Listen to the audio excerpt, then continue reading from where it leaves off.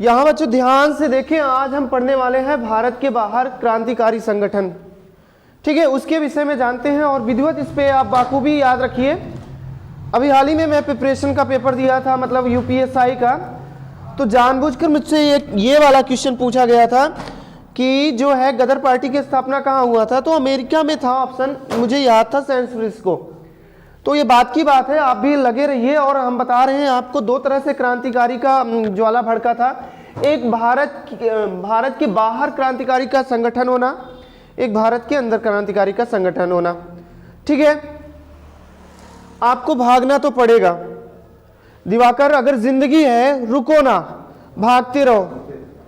सुना है ना कि एक दिन सुबह होती है जब हिरन सोचता है रात में कि अगर मैं सुबह उठ करके जी जान से ना भागा तो मैं शिकार हो जाऊंगा, और शेर उसी दिन सोचता है अगर हम जी जान से आज मेहनत ना किया तो आज मैं भूखा रह जाऊंगा, और भागना तो पड़ेगा।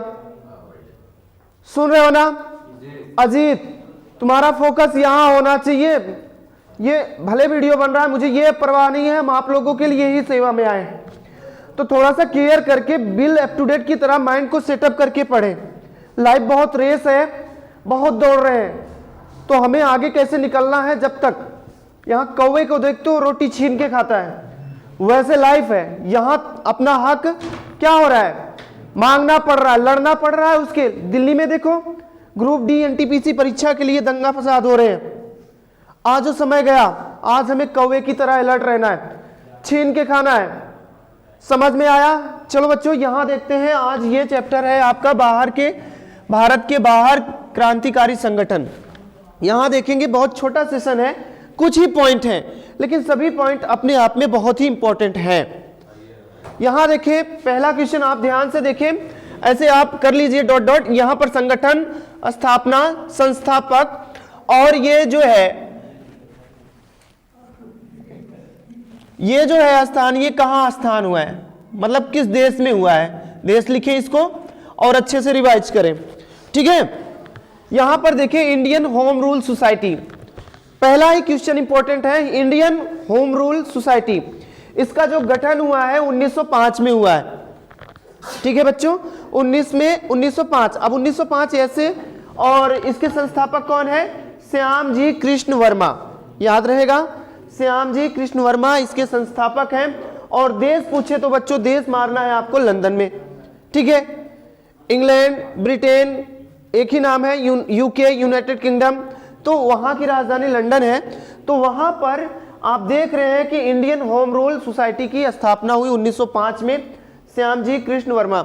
अब तुम्हें ये 1905 तो याद रहेगा नहीं, मुझे पता है, लापरवाही करोगे, लेकिन एक बंगाल विभाजन सुना है ना, बंगाल विभाजन भी कब हुआ है, 1905 में ही हुआ है। तो याद रख ले, दो डेट एक साथ में। इंडियन होम रूल सोसाइटी का भी जो स्थापना हुआ है 1905 में। ठीक है, कहां हुआ है बच्चों, तो लंदन में हुआ है। ठीक है, आगे हम देखते हैं इंडियन इंडिपेंडेंस लीग। ये तीन है, तीनों में बड़ा ही कंफ्यूजन रहता है बच्चों का कि कौन सा वाला पूछा गया है हमसे। देखिए यहां आप, इंडियन इंडिपेंडेंस लीग ये 1907 में हुआ है। 1907 में एक इतिहास को लेकर के सूरत अधिवेशन आपको याद है, तो वहां पर नरम दल गरम दल में बढ़ जाना, और यहां से आप दिमाग उसको लगा लीजिए कि इंडियन इंडिपेंडेंस लीग हुआ था 1907 में। ये इसके जो संस्थापक हैं तारक नाथ दास। ठीक है, कौन है, तारक नाथ दास। ठीक है, राहुल, आगे देखो बच्चों यहां पर ध्यान से। ठीक है, इंडियन इंडिपेंडेंस लीग 1907, तारक नाथ दास। ठीक है, ये कहां हुआ है, कैलिफोर्निया में। कैलिफोर्निया विश्वविद्यालय भी आप जानते हैं बहुत फेमस है। तो कैलिफोर्निया जो है अमेरिका में है, संयुक्त राज्य अमेरिका में है। और बात कर लेते हैं इस कैलिफोर्निया की, और वहां पर एक बहुत फेमस विद्यालय है MIT। ठीक है, मैसाचुसेट्स इंस्टीट्यूट ऑफ टेक्नोलॉजी, वो बहुत ही फेमस है, आप याद रखेंगे कैलिफोर्निया। ठीक है, ये कौन सा, इंडियन इंडिपेंडेंस लीग 1907 वाला, तारक नाथ दास। इसका जो किस देश में हुआ है, तो अमेरिका के कैलिफोर्निया स्थान पे हुआ है। आगे देखिए बच्चों, ये Indian independence league, Indian independence league 1915 1915 ये राजा महेंद्र प्रताप बहुत ही प्रतापी और बहुत ही अच्छे राजा हुआ करते थे। लेकिन ये जो हुआ है राजा महेंद्र प्रताप वाला इंडियन इंडिपेंडेंस लीग, ये हुआ है अफगानिस्तान में। ठीक है, ओके। अफगानिस्तान की राजधानी क्या है? काबुल है। काबुल चने घोड़े इन सब चीजों के लिए बहुत ही फेमस है। बच्चों ध्यान से सुनते रहो, चाहे जो क्वेश्चन सर बताएं उसको थोड़ा सा फोकस कर लीजिए आप। ठीक है, और ये कैसे याद होगा? गांधी रिटर्न, गांधी जी भारत कब आए थे? 9 जनवरी 1915 में आए थे ना, तो 9 जनवरी को प्रवासी दिवस मनाया जाने लगा। तो उसी तरह से आप इसको भी याद रखें कि विदेशी समय में यानी अफगानिस्तान में एक भारत का राजा हुआ करता था, उसका नाम था राजा महेंद्र प्रताप। इसने स्वतंत्रता के लिए एक संगठन का आयोजन किया था 1915 में। याद रखें इसको।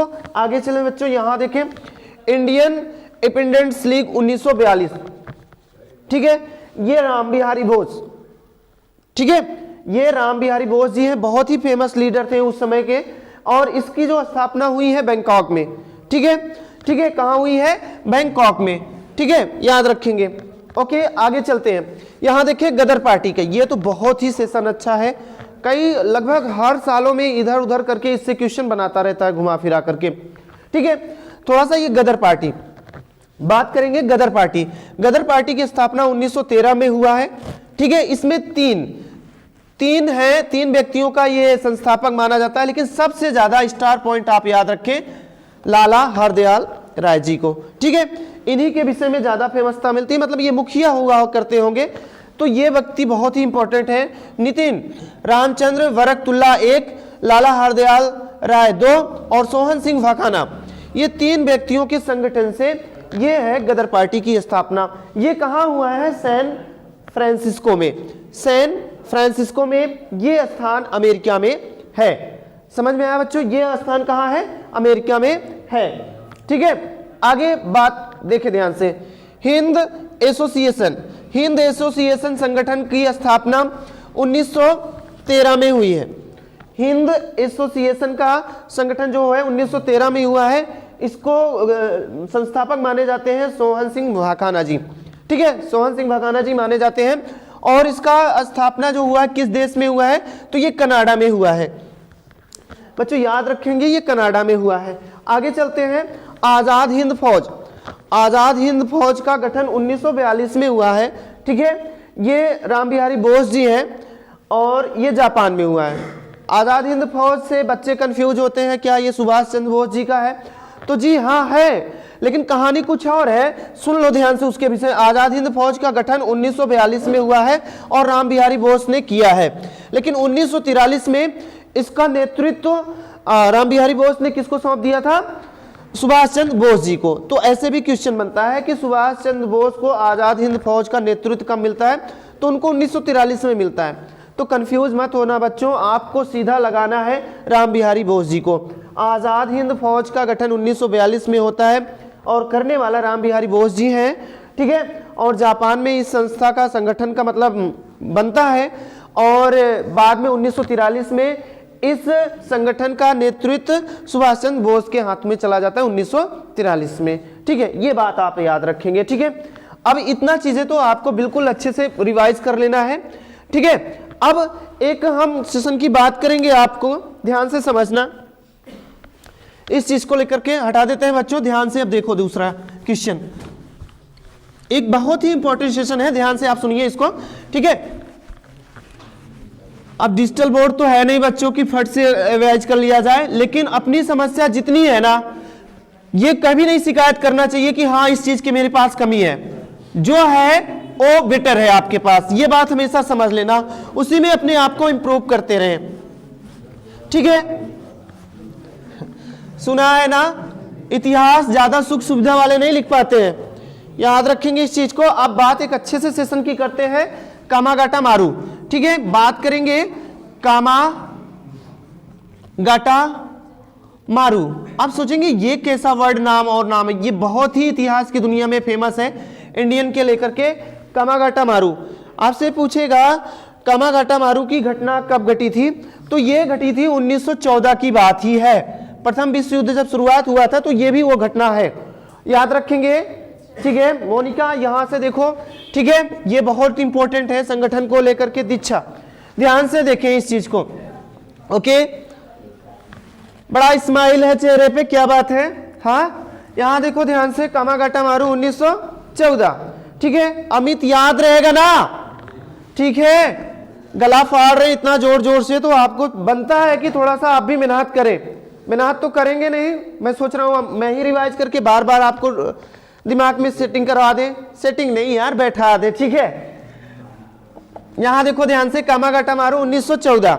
ठीक है, ये एक घटना है, ये एक जहाज है, इसको लिया है गुरुदत्त सिंह ने, गुरुदत्त सिंह। ठीक है, ये इसको भाड़े पे लिया था, ये जापान का एक जहाज था। ध्यान से समझना बच्चों, क्या क्या क्वेश्चन बनेगा। कामागाटा मारू 1914 में, कामागाटा मारू एक जहाज का नाम है, इसे गुरुदत्त सिंह ने जापान से भाड़े यानी किराए पे लिया था। ठीक है, किराए पे लिया था। और ये लोग, जब हम गुलाम थे ना, तो अमेरिका भी उस समय में जो प्रोविंसी था वहां अमेरिका लोग में ब्रिटेन लोग रहते थे, मतलब अंग्रेजी लोग रहते हैं अमेरिका में। ध्यान से समझना क्या बात है ये। ठीक है, ये गुरुदत्त ने कामागाटा मारू जहाज को लिया, और किस देश से लिया था, जापान को किराए से लिया। ठीक है, ये ले करके इसमें कुल 376 यात्रियों को बैठाया। कितने यात्री थे ये भी क्वेश्चन पूछा गया है। इस कामागाटा मारू जहाज में कुल कितने यात्री थे, 376 यात्रियों को बैठाया और लेके चला। ठीक है, अब ध्यान से समझो कहां से लेके चला और कैसे पहुंचा, इसको कैसे रिटर्न किया गया, कैसे कैसे आपके क्वेश्चन बनते हैं, कहानी ध्यान से सुनो।